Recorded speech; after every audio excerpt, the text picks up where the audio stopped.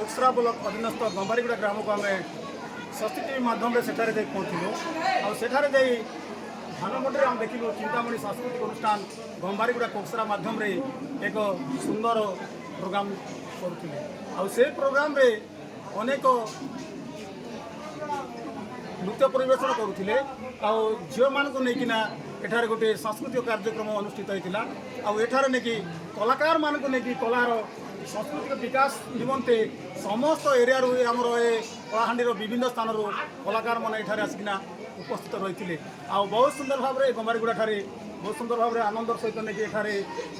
कला सांस्कृतिक कार्यक्रम अनुष्ठित होती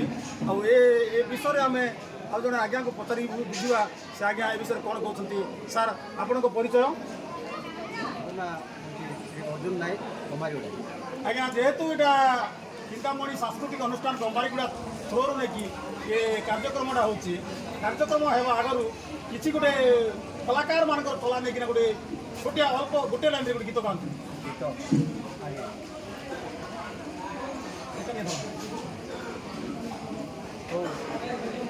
आम समाज सचेतनमूलक गाय ये काना करी देला सतेरे मोहन के मुई जानी नहीं पाए तार कथा के महामोर सुना के ये काना करी देला सतेरे मोहन के मनरे मोहर लागू अच्छे डर मनरे मोहर लागू अच्छे डर मुई जानी नहीं पाए तार कथा के जड़ा डाकी डाकी आर्मी जाई भोल गुणी गारिड़ी जेते टंका सरू पचे सते हो भोल करी बेमारी जेते टंका सरू पचे सते गा भोल को माता की जाई लाइला दुनिया मुस्ता पचे दी माता दुनिया मुस्ता पचे दी माता पटे करी पोले गला तार घर की सुना के कोई जानी नहीं पर तार बहुत सुंदर जेहेतु कलाकार कला के भी नहीं लिभे कलाकार कला दीप्ति पूरा जहाँ दीप जला भाया जलुथी से भले आज्ञा किसी अल्प बयस जाते भी नहीं से बहुत सुंदर भाव नहीं गीत गीत गाई पार्छन आम चैनल माध्यम आम धन्यवाद दूँ आज जन आज्ञा अच्छन ये विषय कौन कह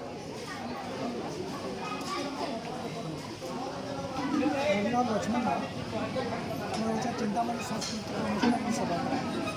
आम गोटे चिंताधारा कलाहांडी माटी जो दाब दुर्गा मागे विकसन होता दिन के दिन लोग पाई तो ये माटी कलाकार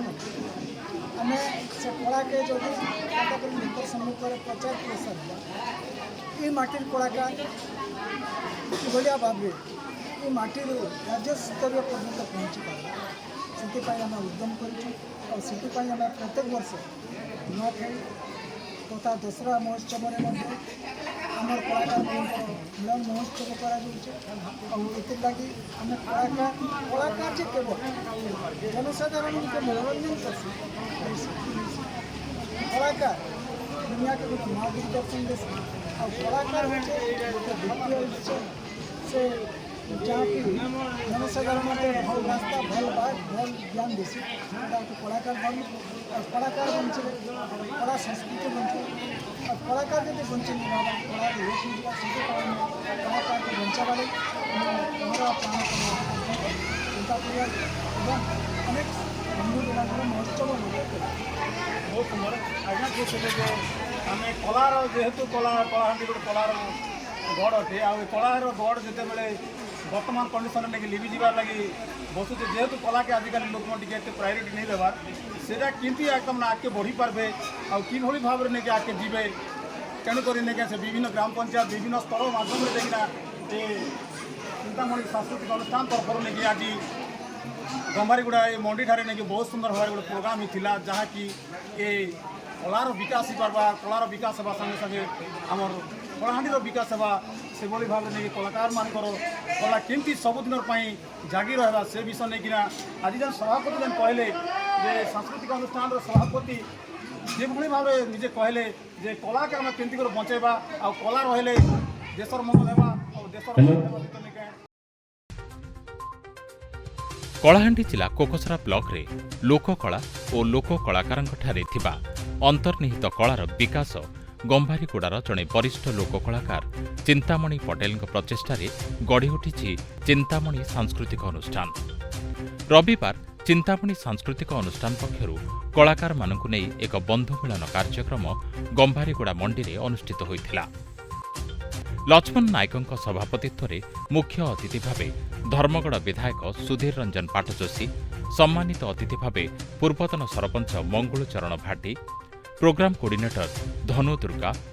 ଘଟଠେଲା, କୋକସରା ମଣ୍ଡଳ ସମ୍ପାଦକ BJP Trinath Sabar, BJP make in India ଯୁବ ପ୍ରଭାରୀ ହିମାଂଶୁ ପଣ୍ଡା ପ୍ରମୁଖ ଉପସ୍ଥିତ ରହି ଅଞ୍ଚଳରେ କଳା ବଞ୍ଚିଲେ ହିଁ କଳାକାର ବଞ୍ଚିବେ ଓ ଆମର ସଂସ୍କୃତି ପରମ୍ପରା ଉଜ୍ଜୀବିତ ରହିବ ବୋଲି ମତ ଦେଇଥିଲେ। ଏହି କାର୍ଯ୍ୟକ୍ରମରେ ବ୍ଲକର ବିଭିନ୍ନ କଳାକ୍ଷେତ୍ରରେ ପାରଦର୍ଶିତା ଅର୍ଜନ କରିଥିବା ବରିଷ୍ଠ କଳାକାରମାନଙ୍କୁ ମାନପତ୍ର ଦେଇ ସମ୍ବର୍ଦ୍ଧିତ କରାଯାଇଥିଲା। ଏହି କାର୍ଯ୍ୟକ୍ରମ ପରିଶେଷରେ ସାଂସ୍କୃତିକ କାର୍ଯ୍ୟକ୍ରମ ଦର୍ଶକମାନଙ୍କ ମନ ମୋହିଥିଲା। ସାଂସ୍କୃତିକ କାର୍ଯ୍ୟକ୍ରମରେ ପ୍ରୀତି ରାଉତ ପ୍ରଥମ, ରୋଜାଲିନ୍ ରେଶ୍ମା ଦ୍ୱିତୀୟ ଓ ଟୁନି ପଟେଲ ତୃତୀୟ ସ୍ଥାନ ଅଧିକାର କରିଥିବା ବେଳେ ସେମାନଙ୍କୁ ମାନପତ୍ର ସହ ସମ୍ବର୍ଦ୍ଧିତ କରାଯାଇଥିଲା। ଏହି ପ୍ରତିଯୋଗୀମାନେ ଆଗାମୀ ଦିନରେ ରାଜ୍ୟ ସ୍ତରରେ ଆୟୋଜିତ ସାଂସ୍କୃତିକ କାର୍ଯ୍ୟକ୍ରମରେ ଭାଗ ନେବେ। କାର୍ଯ୍ୟକ୍ରମକୁ ଚିନ୍ତାମଣି ପଟେଲ ମଞ୍ଚ ସଂଯୋଜନା କରିଥିବା ବେଳେ ଲକ୍ଷ୍ମଣ ନାୟକ, ମଧୁସୂଦନ ଗୋପାଳ, ଅର୍ଜୁନ ନାୟକ, ଜନ୍ମେଜୟ ଗୋପାଳ, ନୀଳାଞ୍ଚଳ ରାଉତ, କାର୍ତ୍ତିକ ହଂସ, ବଂଶୀଧର ହଂସ, ଭାରତ ରାଉତ, ଦୁଷ୍ମନ୍ତ ଲହଜନ, ନରେନ୍ଦ୍ର ପଟେଲ ପ୍ରମୁଖ ପରିଚାଳନାରେ ସହଯୋଗ କରିଥିଲେ। କୋକସରାରୁ ତ୍ରିନାଥ ବେସରାଙ୍କ ରିପୋର୍ଟ, ସ୍ୱସ୍ତିକ ନ୍ୟୁଜ୍।